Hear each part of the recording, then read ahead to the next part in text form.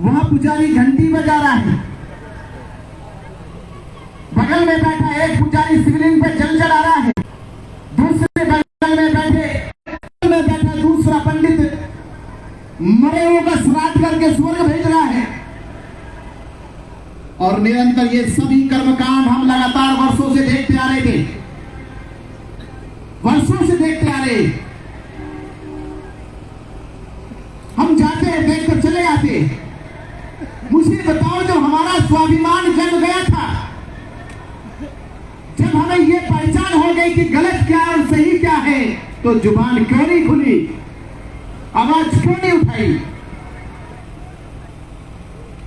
मैं इसी दौर की बात बताऊं, इसी दौर की, जब हमने ये उन प्रेरितों से, महंतों से पूछ लिया, एक ने पूछ लिया, दुनिया भर के बौद्ध उपासक, बौद्ध अनुयायी इसलिए आते हैं, संसार के लिए जो वैज्ञानिक ढंग है, एक शिवलिंग बनाकर जल कैसे चढ़ाते, ये लेकर जाएगा संसार यहां से।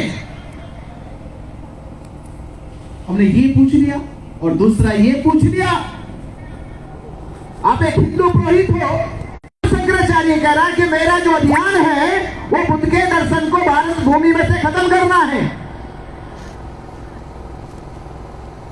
अगर बुद्ध दर्शन में कोई भी पुरोहित, कोई भी ब्राह्मण अगर संपर्क में चला जाता है तो उसे नरक भोगना होगा।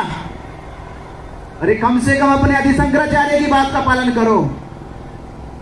आपके भगवान ने बिल्कुल सख्त लफ्जों में कह दिया है कि बुद्ध की परछाई को भी छू मत लेना, बुद्ध की वाणी को सुन भी मत लेना, बुद्ध के 84,000 उपदेशों को पढ़ भी मत लेना, नहीं तो तुम्हारा ब्राह्मण धर्म भ्रष्ट हो जाएगा और फिर तुम्हें स्वर्ग नहीं मिलेगा, नरक भोगना पड़ेगा कई पीढ़ियों तक। तो तुम्हारा भगवान आदि शंकराचार्य तुम्हें हिदायत देकर गया, चेतावनी देकर गया, और तुम ये उल्टे कुकर्म कर रहे हो। मानो उसकी बात और दफा हो जाओ, यहां से निकल जाओ। आपको उनकी बात माननी चाहिए, अपने बुजुर्गों का पालन करना चाहिए।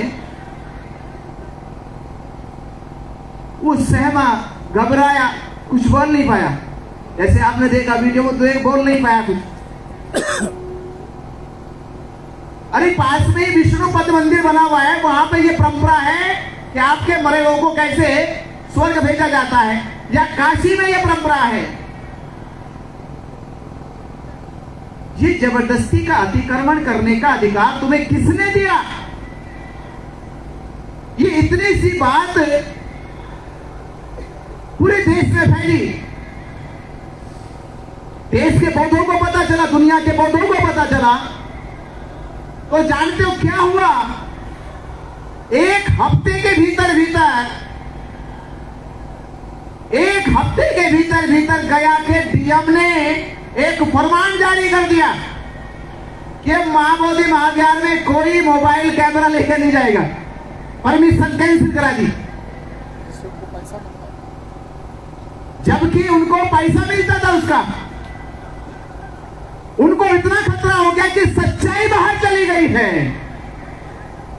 जो सच्चाई वर्षों से दबाई गई थी, जो हकीकत देश से छिपाई गई थी, जिस धरोहर पर ब्राह्मणों ने अवैध कब्जा कर रखा था, उस अवैध कब्जा का राज खुलने लगा था, तो सबसे पहले गया प्रशासन घबरा गया।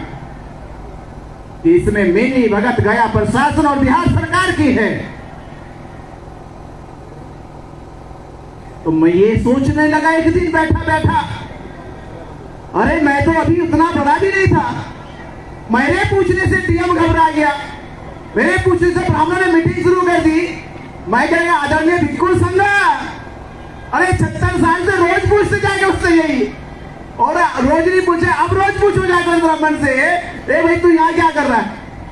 ये महाविहार बौद्धों का है, तुम्हारा मंदिर है काशी, तुम्हारा मंदिर है, जाओ अब जो अयोध्या बना दिया है, जाओ दर्शन करो, महाबोधि महाविहार खाली करो।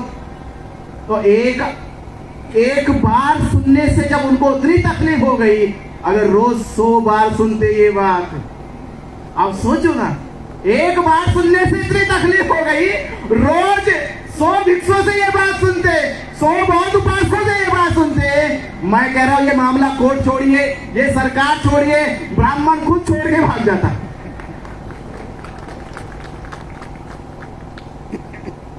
किसका जवाब देंगे वो लोग ऐसे?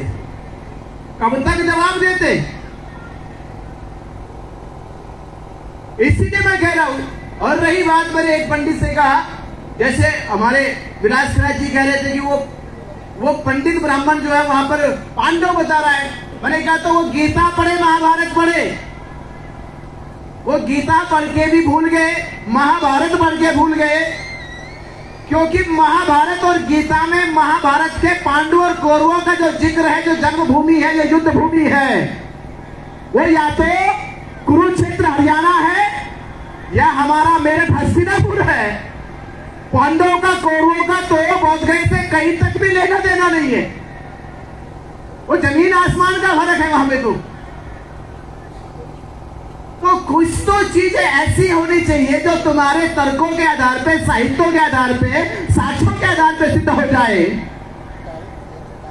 तो बात समझ में आती है कि सारी चीजें, जब हमने चीफ जस्टिस के फैसले को देखा राम मंदिर की तरफ, तो उन्होंने कहा ये पुरातत्व विभाग की रिपोर्ट एक तरफ, ये जो साक्ष्य पेश किए गए, दलीलें पेश की गई, सबूत पेश किए गए, वो एक तरफ, जो खुदाई में निकले अवशेष वो एक तरफ, और फैसला सुनाया जाता है इस देश के लाखों हिंदू, करोड़ों हिंदुओं की भावनाओं को देखकर,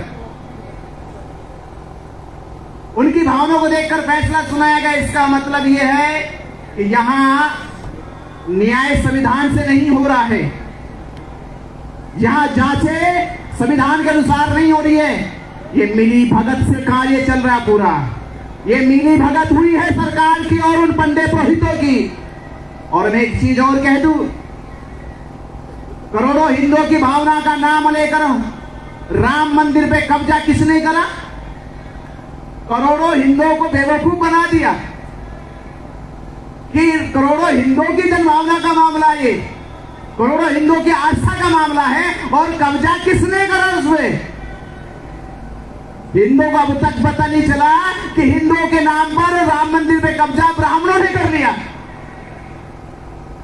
और मैं ये कहूंगा कि बीटीएमसी एक्ट का 4 हिंदुओं की बात है, तो 4 हिंदुओं के नाम पर हम हिंदुओं को कह रहे, हिंदू सोचे कि अरे हमारा हक है, तो मैं कहूंगा वो बीटीएमसी में हिंदू लिखे पर कब्जा भी ब्राह्मणों का ही है।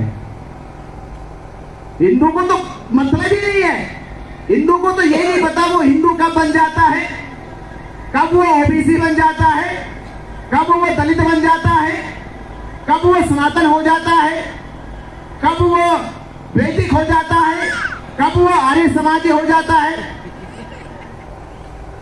अरे वो तो ऐसे हो गया, जिस घाट जाता है उस घाट का पानी पीता उसका हो जाता है। तो ऐसे तथाकथित जो हमारे देश के जो बैकवर्ड समाज के लोग हैं, एसटी समाज के लोग हैं, इनका कोई धर्म ही नहीं है अभी तक। जब ये पता बाबा साहब डॉक्टर अम्बेडकर जी को चला कि इनका कोई धर्म नहीं है, ये समाज अधर्मी बनाकर इनको बाजार में अलग अलग लेबल लगाकर बेचा